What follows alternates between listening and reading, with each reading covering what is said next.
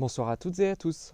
Désormais, tous les vendredis soirs et en rattrapage le mardi soir, nous vous proposons de faire un pas de côté en découvrant ou en redécouvrant un film ancien et parfois culte dans la séance club ou un film récent mais plus confidentiel dans la séance découverte. Alors, dans quelques minutes, dans le cadre de notre séance découverte, nous vous proposons de découvrir Cocon de Léonie Krippendorf.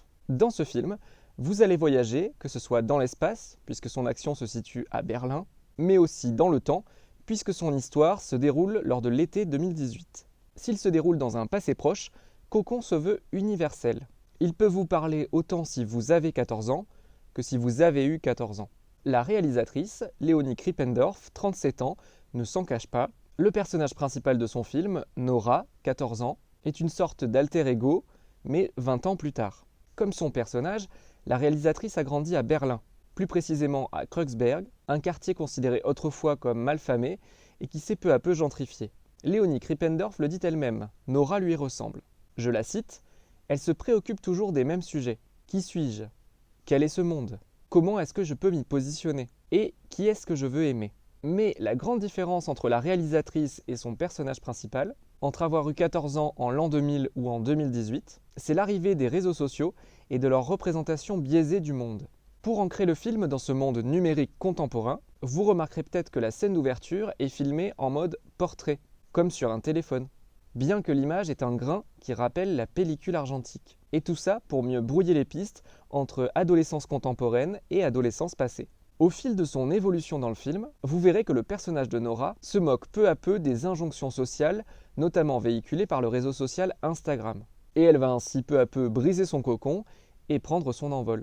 La métaphore du cocon, d'ailleurs, parlons-en, qui donne son titre au film, elle est mise en image de deux façons. La première est un peu sommaire, c'est l'apparition de papillons à l'image. Mais la seconde, qui est plus technique, c'est le changement du format de l'image, qui arrive au début du dernier tiers du film. Je vous le disais, la première scène est filmée en mode portrait, comme sur un téléphone. Puis ensuite, la première heure de Cocon est au format 1:33, que l'on appelle plus communément le 4 tiers. Et au bout d'une heure de film, en l'espace de 90 secondes, le format va peu à peu s'élargir et s'étendre à 1,85, ce qu'on appelle le format flat.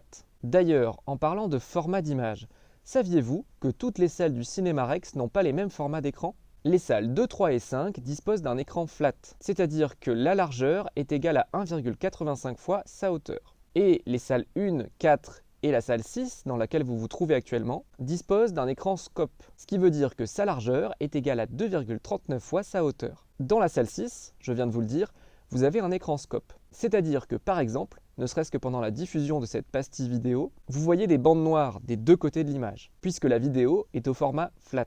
Mais la première heure de Cocon est au format 4 tiers, donc les bandes noires seront encore plus importantes, avant que l'écran ne s'élargisse donc de nouveau au format flat. Des films qui changent de format en cours de route, c'est assez rare, mais ça existe. Il y a notamment une séquence dans les films L'Odyssée de Pi ou Scott Pilgrim, pendant lesquels le format passe de flat à scope, ou encore dans Grand Budapest Hotel de Wes Anderson, mais dont l'introduction et la conclusion sont au format flat.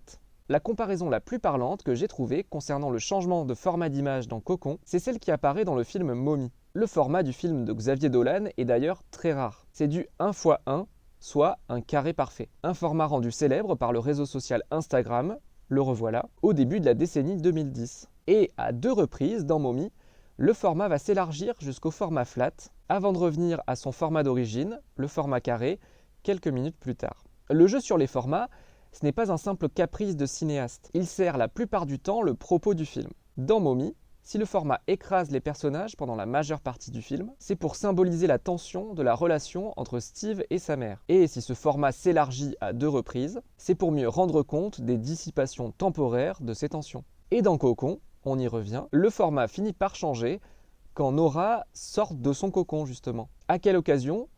Ça je ne vais pas vous le dire bien évidemment, je vais vous laisser le découvrir. Vous en savez désormais un peu plus sur Cocon de Léonie Krippendorf, que je vous laisse voir tout de suite. Si cette vidéo vous a intéressé, n'hésitez pas à aller en voir d'autres sur la page YouTube du Cinéma Rex de Sarlat. Il me reste qu'à vous souhaiter une très bonne séance découverte et je vous dis à bientôt au cinéma.